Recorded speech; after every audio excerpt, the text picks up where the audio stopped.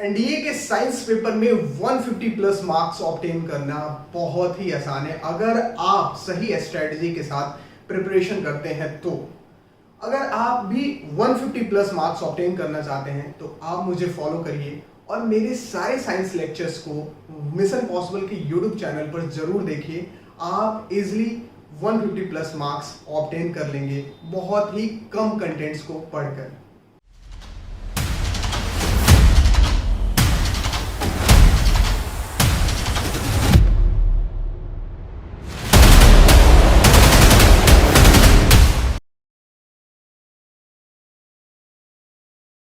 जय Hind cadets, welcome to mission possible. My name is Shivam और इस वीडियो को देखने के पहले मैं आपसे रिक्वेस्ट करूंगा कि मेरे प्रीवियस वीडियोस को जाकर जरूर देखें, तभी इस वीडियो को देखने का सही मतलब है। उसका लिंक आपको डिस्क्रिप्शन में मिल जाएगा, वो वीडियो देख ले ताकि हम आज जो इसमें करने वाले हैं वो उसी वीडियो से रिलेटेड है। क्योंकि आज हम करने वाले हैं जो मैंने कल वेव की थ्योरी बताई थी उस पर बेस्ड क्वेश्चंस जो अभी तक के पेपर में आए हुए हैं और क्या क्या क्वेश्चंस की पॉसिबिलिटी बन सकती है, इन सारे क्वेश्चंस को देखेंगे और तब समझेंगे आप। अगर इतना आप कर लेते हो तो मैं आपको गारंटी देता हूं कि अगर वेव से क्वेश्चन आएगा तो इसके बाहर नहीं आएगा, इसकी मैं 100% गारंटी लेता हूं। तो मैं आपसे रिक्वेस्ट करूंगा कि उस वीडियोस को देखने के बाद इस वीडियोस को देखें और फिर दो क्वेश्चंस को लॉक कर लें, आपके पेपर में आएगा ही आएगा इस लेक्चर से। तो इसको ध्यान से देखना और लास्ट तक देखना। इसका दो पार्ट हो सकता है, नंबर ऑफ क्वेश्चंस ज्यादा है तो आप दोनों पार्ट को जरूर देखना। तो चलो स्टार्ट करते हैं आज के क्वेश्चन से जो कि बहुत इंपॉर्टेंट क्वेश्चंस है और उसी थ्योरी पर बेस्ड है और किस किस तरीके से क्वेश्चंस को पूछा जा सकता है, इन सारी चीजों को डिस्कस करेंगे हम इस वीडियो में। तो आओ बिना देर किए स्टार्ट करते हैं और देखते हैं हम क्वेश्चंस को। कौन सा क्वेश्चंस? फर्स्ट क्वेश्चन है अपना, which electromagnetic radiation is used for satellite communication. Satellite communication के लिए किस इलेक्ट्रोमैग्नेटिक रेडिएशन का हम यूज करते हैं? अल्ट्रावायलेट, इंफ्रारेड, माइक्रोवेव और मिलीमीटर वेव। तो हम जो यूज करते हैं माइक्रोवेव का करते हैं, क्योंकि माइक्रोवेव को हम शॉर्ट रेडियो वेव्स भी बोलते हैं, हर्ट्जियन वेव्स भी बोलते हैं। कल के लेक्चर्स में मैंने बताया था आपको। और इसका जो वेवलेंथ होता है वो शॉर्ट वेवलेंथ होता है और इसकी हाई फ्रीक्वेंसी होती है, तो इजीली अर्थ एटमॉस्फेयर से बाहर जाकर सैटेलाइट कम्युनिकेशन तक, सैटेलाइट तक पहुंच जाता है, जिससे इसको हम सैटेलाइट कम्युनिकेशन में यूज करते हैं। तो सैटेलाइट कम्युनिकेशन में हम किसको यूज करते हैं? माइक्रोवेव को यूज करते हैं। जब भी आपसे क्वेश्चन पूछे तो आप माइक्रोवेव को टिक करना, जिसे हम शॉर्ट रेडियो वेव्स भी बोलते हैं। आज हम नेक्स्ट क्वेश्चन देखते हैं। नेक्स्ट क्वेश्चन है the visible portion of the electromagnetic spectrum. Electromagnetic spectrum में विजिबल पोर्शन जो होता है वो क्या होता है? विजिबल पोर्शन लाइट ही होता है, बाकी को हम देख नहीं सकते हैं, हम फिल्टर कर सकते हैं, लेकिन विजिबल स्पेक्ट्रम जो होता है वो लाइट ही होता है। तो ये बहुत ही इजी क्वेश्चन था और आप उस क्वेश्चन से इजीली इलेक्ट्रोमैग्नेटिक स्पेक्ट्रम में जो विजिबल रेडिएशन होता है या विजिबल रे या विजुअल लाइट जो बोलते हैं, तीनों को एक ही चीज बोलते हैं। तो विजुअल स्पेक्ट्रम कौन सा है इसमें? विजुअल पोर्शन कौन है इलेक्ट्रोमैग्नेटिक स्पेक्ट्रम में? तो लाइट है। अच्छा नेक्स्ट क्वेश्चन देखते हैं, बहुत सारे क्वेश्चंस हैं। When a stone is thrown in calm water of a pond, waves produced are। कौन से जब स्टोन को हम थ्रो करते हैं पॉन्ड में, तालाब में, तो कौन सा वेव प्रोड्यूस होता है? Longitudinal waves, transverse wave, both A and B, wave does not produced. तो भाई ऐसा तो हो ही नहीं सकता है कि वेव प्रोड्यूस ना हो, वेव प्रोड्यूस्ड होता है। और मैंने कल के क्लास में बताया था, जब ट्रांसवर्स वेव का एग्जांपल दे रहा था कि जब किसी आप कंकर को तालाब में फेंकते हो तो ट्रांसवर्स वेव का वो मैंने एग्जांपल दिया था आपको। तो ट्रांसवर्स वेव तो होता ही है, लेकिन इसमें लॉन्गिट्यूडिनल वेव्स होता है क्योंकि पार्टिकल्स जो है वो एग्जीक्यूट करता है क्लॉकवाइज मोशन को, राइट। तो क्लॉकवाइज में आपका दोनों कवर हो जाता है, up and down and to and fro दोनों इसमें होता है और इसलिए ये दोनों वेव प्रोड्यूस करता है। That is both A and B, that is longitudinal waves and transverse wave. तो जो भी स्टोन आप कभी भी थ्रो करते हैं वाटर में तो कौन सा वेव प्रोड्यूस होता है? Longitudinal waves and transverse wave. तो ये आप ध्यान रखना, यहां से क्वेश्चंस आ चुके हैं, अगर नहीं आए हैं मतलब आ सकते हैं, प्रोबेबिलिटी भी है और प्रीवियस ईयर भी आ चुके हैं बहुत सारे एग्जाम्स में। तो इसके चांसेस ज्यादा है। आज हम नेक्स्ट क्वेश्चन देखते हैं। Which of the following has the lowest frequency? कल मैंने आपको बताया था फ्रीक्वेंसी का क्रम डिक्रीजिंग ऑर्डर में मैंने बताया था, कल आपको बताया था और फिर बता दे रहा हूं एक बार कि मैंने बताया था GXUV। मैंने बताया था XUV एक कार है, गामा रेज का सबसे ज्यादा फ्रीक्वेंसी होता है। देन मैंने बताया था XUV इंडिया में शॉर्ट और लॉन्ग डिस्टेंस के लिए यूज किया जाता है। ये क्रम होता है फ्रीक्वेंसी का डिक्रीजिंग ऑर्डर में, यानी सबसे ज्यादा क्या होता है, गामा रे की फ्रीक्वेंसी होती है, देन एक्सरे का, फिर यूवी रेज का, देन विजिबल रेडिएशन का, फिर इंफ्रारेड का, फिर शॉर्ट रेडियो वेव्स का जिसे हम माइक्रोवेव बोलते हैं, फिर लॉन्ग रेडियो वेव्स का। ये होता है फ्रीक्वेंसी का सीरीज। तो इसे पूछा which of the following has the lowest frequency, तो आप बता दो मुझे कौन सा लोएस्ट होगा। गामा रे का होगा नहीं, एक्सरे का होगा नहीं, अल्ट्रावायलेट का होगा नहीं, तो किसका होगा, विजिबल रे का। तो अगर आपको पता है तो सच बता रहा हूं क्वेश्चन बनाने में आपको कोई प्रॉब्लम नहीं होगा। और 2021 के पेपर में ये क्वेश्चन आ चुका है और आप देखना हर बार एक साल के गैप कर वेव से क्वेश्चन अगर आएगा तो इलेक्ट्रोमैग्नेटिक वेव रेडिएशन से नहीं, इलेक्ट्रोमैग्नेटिक वेव को मतलब जरूर टच करता है, वहां से क्वेश्चंस जरूर आते हैं। तो इस तरीके से अगर आप करेंगे तो आपके लिए बहुत चीजें आसान हो जाएगी। आओ नेक्स्ट क्वेश्चन देखते हैं। Next question, which of the following has the longest wavelength. अब बताओ लॉन्गेस्ट वेवलेंथ किसका होता है, तो मैंने आपको बताया था फ्रीक्वेंसी का इनवर्सली प्रोपोर्शनल होता है वेवलेंथ। तो फ्रीक्वेंसी का तो मैंने अभी आपको बताया, तो इस अभी मैंने बताया था ना GXUV इंडिया में शॉर्ट और लॉन्ग डिस्टेंस के लिए यूज किया जाता है, तो ये फ्रीक्वेंसी का है। तो वेवलेंथ का क्या हो जाएगा, सबसे ज्यादा वेवलेंथ का सीरीज ये हो गया। तो पूछा है लॉन्गेस्ट वेवलेंथ किसका होगा भाई, infrared rays, X ray, visual light और रेडियो वेव्स। तो ऑब्वियसली रेडियो वेव्स का होगा। Radio waves long radio waves को बोलते हैं, शॉर्ट रेडियो वेव्स को माइक्रोवेव्स बोलते हैं। तो रेडियो वेव्स, तो सबसे ज्यादा वेवलेंथ किसका होगा, इसका होगा, और इसका वेवलेंथ होता है 10⁴, राइट। तो आप इसको याद कर, क्यों मैंने आपको कल बताया था इलेक्ट्रोमैग्नेटिक वेव का जो वेवलेंथ होता है इसके बीच में वैरी करता है 10⁻⁻14 टू 10⁴ के बीच में वैरी करता है, वेवलेंथ रेंज होता है ये। तो ये आप अगर आपको पता हो तो आप इजीली कर लेंगे। तो कौन सा होगा, रेडियो वेव। क्या आपको प्रॉब्लम है, कोई प्रॉब्लम नहीं है, और मैं आपसे प्रॉमिस कर रहा हूं कि यहीं से क्वेश्चन आएगा। तो ये जरूर आप करना। अगर इस तरीके से करते हो, देखो किस तरीके से क्वेश्चन पूछा हुआ है, ऑलरेडी आ चुका है क्वेश्चन, और इस तरीके से करते हो ना, तो मैं सच बता रहा हूं आप 40+ करेक्ट क्वेश्चन अटेम्प्ट करके आने वाले हो सिर्फ साइंस में। और साइंस जो है ना बहुत ही इंपॉर्टेंट रोल प्ले करता है एनडीए रिटन एग्जाम में। आप जानते हो कि जिस तरीके के क्वेश्चंस आते हैं वहां पे बहुत फैक्चुअल बेस्ड क्वेश्चंस कर दिया है। फैक्चुअल सोर्स में थोड़ा सा ट्रिकी बनाता है, यूपीएससी है, ट्रिक के लिए जाना जाता है, तो थोड़ा सा कहीं ना कहीं कंसेप्ट लगाता है, कभी भी डायरेक्ट क्वेश्चन नहीं देता।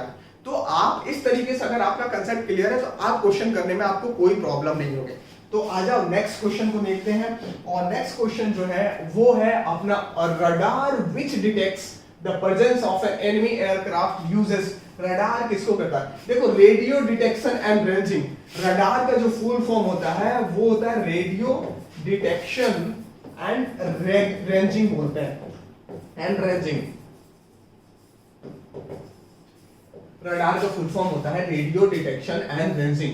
ये किसका यूज करता है, रेडियो वेव्स का यूज करता है। और इसका काम क्या होता है, कोई भी डिस्टेंस ऑब्जेक्ट को, लोकेशन को डिटेक्ट करता है। It is used to detect the distance object, location of distant objects.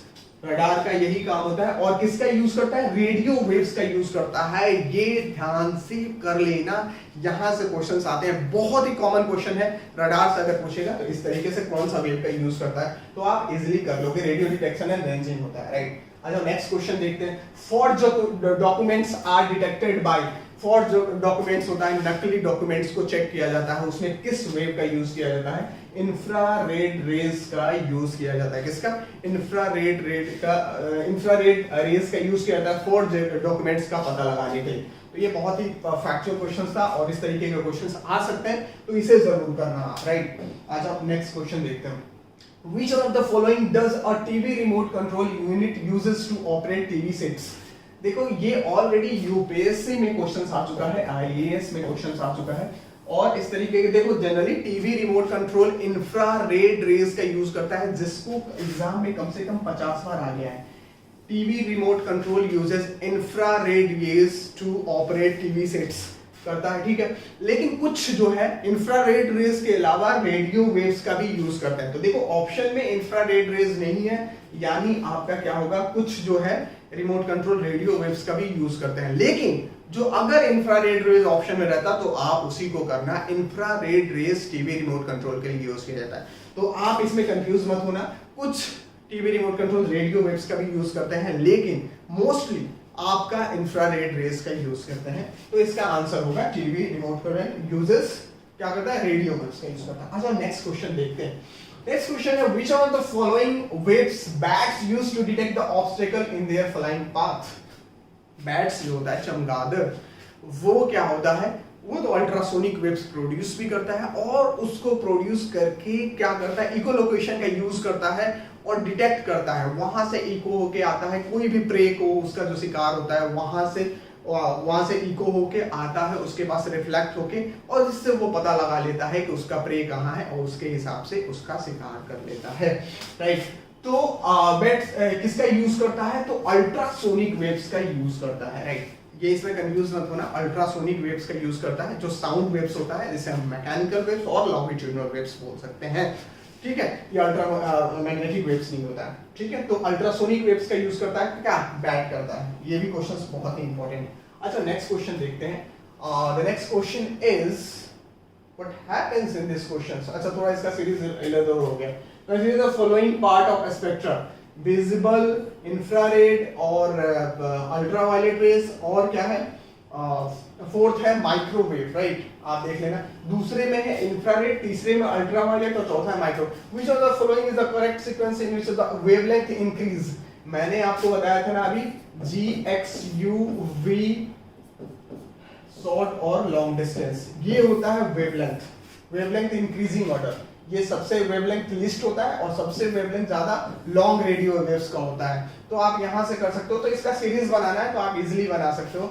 सबसे पहले किसका होगा, सबसे पहले आपका होगा अल्ट्रावायलेट होगा, तो अल्ट्रावायलेट का होगा तो भैया 3 हो जाएगा।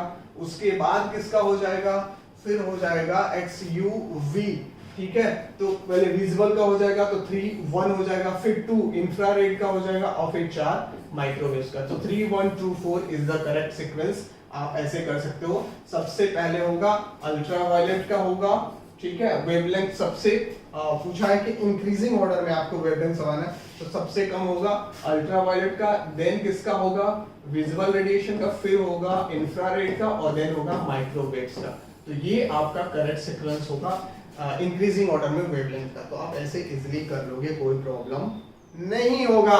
तो ये देख रहे हो ना कि फ्रीक्वेंसी और वेवलेंथ सिर्फ हर बार क्वेश्चन पूछा, और एक बार अगर आप ट्रिक्स कर लेते हो तो आपको कोई प्रॉब्लम नहीं होगा। आ जाओ नेक्स्ट क्वेश्चन देखते हैं।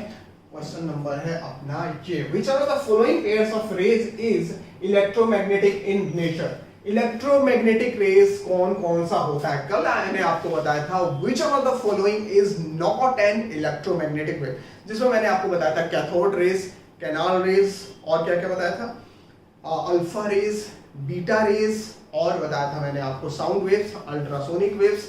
These are not electromagnetic waves, right. तो इसमें कौन कौन सा बीटा रेज पूछा है, which of the following pairs of rays is electromagnetic in nature. Electromagnetic कौन कौन से होते हैं, एक्स रेज और गामा रेज। XUV आपको तो पता ही है, एक्स रेज और gamma rays are electromagnetic in nature. तो इसमें कुछ बताना है क्या, ऐसे ही क्लियर है। चलो आ जाओ नेक्स्ट क्वेश्चन देखते हैं, बहुत ही आसान। एक्स रेज और gamma raise electromagnetic in nature होता है। नेक्स्ट क्वेश्चन है, इन सोनार वी यूज, ठीक है, sound navigation and ranging. Sonar का फुल फॉर्म होता है sound navigation and ranging. Generally ये सबमरीन्स में यूज किया जाता है और under the surface of water to detect the objects under the surface of water. Sonar is used to detect the object under the surface of water and it is generally used in submarines, right। Submarine में use किया जाता है under water objects को detect करने के लिए, ठीक है। तो इसमें किसका यूज करता है, तो अल्ट्रासोनिक वेव्स का यूज करता है क्या, सोनार। तो ये इसमें कंफ्यूज नहीं होना, सोनार में अल्ट्रासोनिक वेव्स का यूज किया जाता है। बहुत बार क्वेश्चन आ चुका है, वेरी वेरी इंपॉर्टेंट है और आप इसे कर लेना, ठीक है। सोनार में अल्ट्रासोनिक वेव्स का यूज किया जाता है। अच्छा नेक्स्ट क्वेश्चन देखते हैं। नेक्स्ट क्वेश्चन है which waves can not be transmitted through a vacuum. भैया किसको मीडियम की जरूरत है? Sound wave can not, electromagnetic wave do not require medium to propagate, right? But sound waves requires medium for their propagation. उसको चाहिए ही चाहिए medium की, तो वो वैक्यूम में ट्रांसमिट नहीं कर सकता। तो it's very simple, sound wave is the right answer. तो आप इजीली कर सकते हो। Which waves can not be transmitted through vacuum, तो sound waves can not be transmitted through vacuum.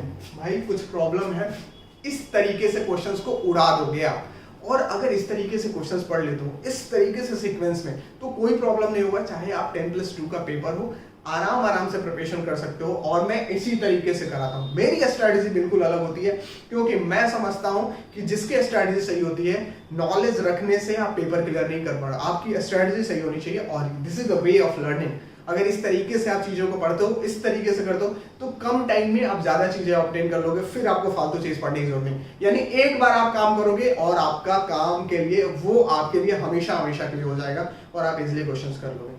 तो मजा आ रहा है? अगर मजा आ रहा है जरूर बताना मुझे। इस तरीके से मैं सारी चीज का आपका करा देने वाला हूं यार, लाइट से, हीट से, जो ऑलरेडी मैं अपने मिशन पॉसिबल के ऐप पर करा रहा हूं, जिसमें बहुत सारे ढेर सारे इस तरीके के क्वेश्चंस मैं ऑलरेडी मैं आपको वहां पर भी प्रोवाइड कर दूंगा। लेकिन YouTube पर मैं आपको रेगुलर वीडियोस जैसे प्रॉमिस किया हूं, उसमें मैं कराते रहूंगा आपके एग्जामिनेशन तक। आपका काम है कि आप अपने दोस्तों के साथ शेयर करिए इसको और ज्यादा से ज्यादा चैनल को सपोर्ट करिए। चलिए आइए नेक्स्ट क्वेश्चन देखते हैं। क्वेश्चन नंबर आ गया, थोड़ा सा बड़ा क्वेश्चन है, आपको प्रॉब्लम नहीं होनी चाहिए, ठीक है, और होपफुली आपको नहीं होगा। Infrared visible and ultraviolet radiation, right, light have the different properties. Which of the following statement is related to these radiation? Light is not correct. The wavelength of infrared is more than that of ultraviolet radiation. बिल्कुल सही है भाई।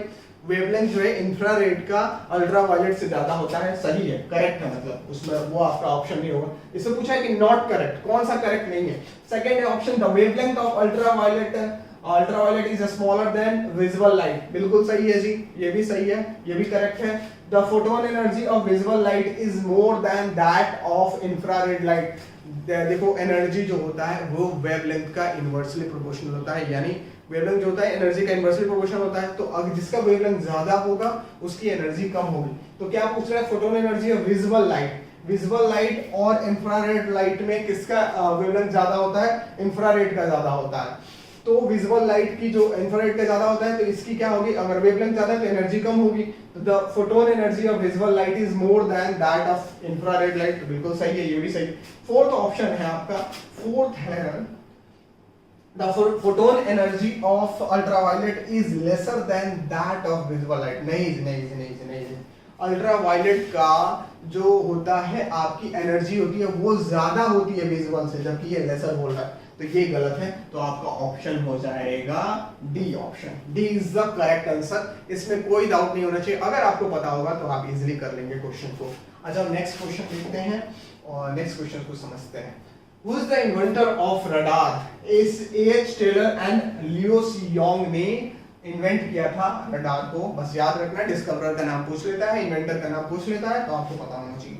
तो next question देखते हैं। By which one of the following is an old written material which cannot be read easily can be read?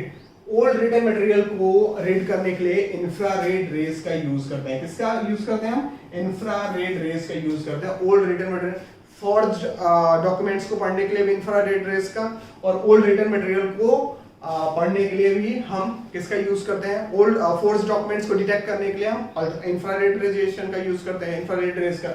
और किसी भी ओल्ड मटेरियल को पढ़ने के लिए इंफ्रारेड रेज का यूज करते हैं। तो infrared rays is the right answer, कोई प्रॉब्लम नहीं होनी चाहिए आपको। अच्छा नेक्स्ट क्वेश्चन देखते हैं। Ultraviolet radiation has more energy as compare to. फिर से आ गया, किससे सबसे ज्यादा एनर्जी होगा अल्ट्रावायलेट रेडिएशन का? तो देखो इंफ्रारेड का होगा, इंफ्रारेड रेडिएशन से ज्यादा होगा कि गामा से ज्यादा होगा? कैसे? सबसे ज्यादा होता है स्पेस रेज का। स्पेस रेज की जो होती है एनर्जी सबसे ज्यादा होती है, देन होती है गामा रेज का, देन होता है एक्स रेज का, और देन होता है आपका फिर होगा आपका अल्ट्रावायलेट का, और देन होगा इंफ्रारेड रेस का,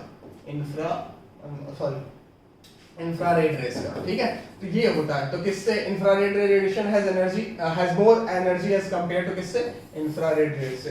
सो infrared radiation is the right answer. इसमें कोई प्रॉब्लम नहीं होनी चाहिए एंड होपफुली आपको चीजें समझ में आ गई होगी। बताओ, इसमें कोई प्रॉब्लम नहीं होगा। एनर्जी जो है वो इनवर्सली प्रोपोर्शनल होता है वेवलेंथ का, जिसका वेवलेंथ ज्यादा होता है उसकी एनर्जी कम होती है, और एनर्जी और फ्रीक्वेंसी में डायरेक्टली प्रोपोर्शनल होता है, राइट। ये बहुत सेम होता है, जिसकी फ्रीक्वेंसी ज्यादा होती है उसकी एनर्जी भी ज्यादा होती है। अच्छा, नेक्स्ट क्वेश्चन देखते हैं। नेक्स्ट क्वेश्चन है X-rays can be used, X-ray can be used to detect defects in precious stones and diamonds.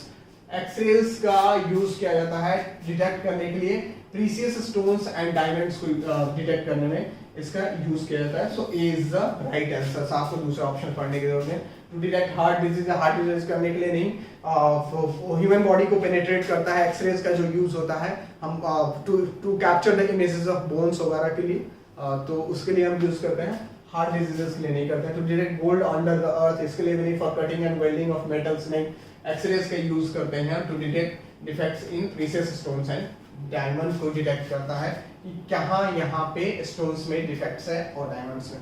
Next question देखते हैं। Which of the following is used in MRI machine? Magnetic resonance imaging is the full form of MRI.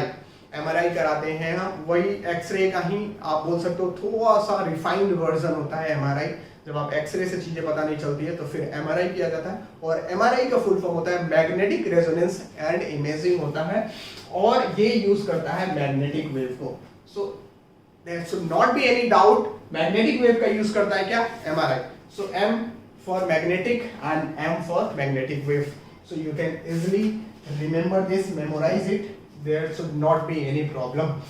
Wireless communication is reflected back to Earth's surface by the, किस अर्थ atmospheric layer से reflect होता है, सबको पता है, बहुत बार पढ़े होंगे, आयनोस्फीयर से। आयनोस्फीयर से ये रिफ्लेक्ट होता है क्या, वायरलेस कम्युनिकेशन रिफ्लेक्ट होता है आयनोस्फीयर से। जो भी होता है सेंडर से क्या होता है, ट्रांसमिट होता है, और आयनोस्फीयर से रिफ्लेक्ट होके रिसीवर तक पहुंचता है। ये क्या कम्युनिकेशन होता है, ठीक है। तो आयनोस्फीयर से क्या होता है, अर्थ सरफेस से रिफ्लेक्ट करता है, तो ये ionosphere is the right answer. ठीक है, तो X-rays are positively charge particle, negatively charge particle, neutral particles. X-rays में कोई चार्ज पार्टिकल नहीं होता है, ये न्यूट्रल होता है और इसकी एनर्जी बहुत ज्यादा होती है, ठीक है। तो ये न्यूट्रल पार्टिकल्स होता है, there should not be any charge, और ये मैग्नेटिक फील्ड में डिफ्लेक्ट भी नहीं करता है, क्योंकि चार्ज पार्टिकल ही नहीं है तो मैग्नेटिक फील्ड में डिफ्लेक्ट नहीं करेगा, तो कोई चार्ज नहीं होता है, न्यूट्रल पार्टिकल्स होता है। एक्सरेज आर न्यूट्रल पार्टिकल्स, आप ये याद कर लेना, आपको कोई प्रॉब्लम नहीं होगा, ठीक है। चलो आ जाओ, नेक्स्ट क्वेश्चन देखते हैं। And the next question is the radiation initially produced in fluorescent tube is. Fluorescent tube में इनिशियली क्या, कौन सा रेडिएशन प्रोड्यूस होता है, तो ये याद रखना। फ्लोरोसेंट ट्यूब ह्यूमन हेल्थ के लिए बहुत ही हार्मफुल होता है, क्योंकि ये इनिशियली में क्या करता है, अल्ट्रावायलेट रेडिएशन को प्रोड्यूस करता है। तो फ्लोरोसेंट ट्यूब में अल्ट्रावायलेट रेडिएशन प्रोड्यूस करता है, और ये ह्यूमन हेल्थ के लिए बहुत ही रिस्की है, बहुत ही हार्मफुल है। तो अल्ट्रावायलेट रेडिएशन कौन सा इनिशियली फ्लोरोसेंट ट्यूब में प्रोड्यूस होता है, अल्ट्रावायलेट रेज, तो ये आप याद रखना। The next question is which of the following is mechanical wave. ये भी कोई पूछने वाली बात है क्या। Mechanical waves are, sound waves are mechanical waves, sound waves are mechanical waves, बाकी सब radio waves, X-rays and light waves all are electromagnetic waves, that is non-mechanical waves, and sound waves are mechanical waves। तो ये भी कोई पूछने की बात है, तो इसमें कोई आपको प्रॉब्लम नहीं होगी।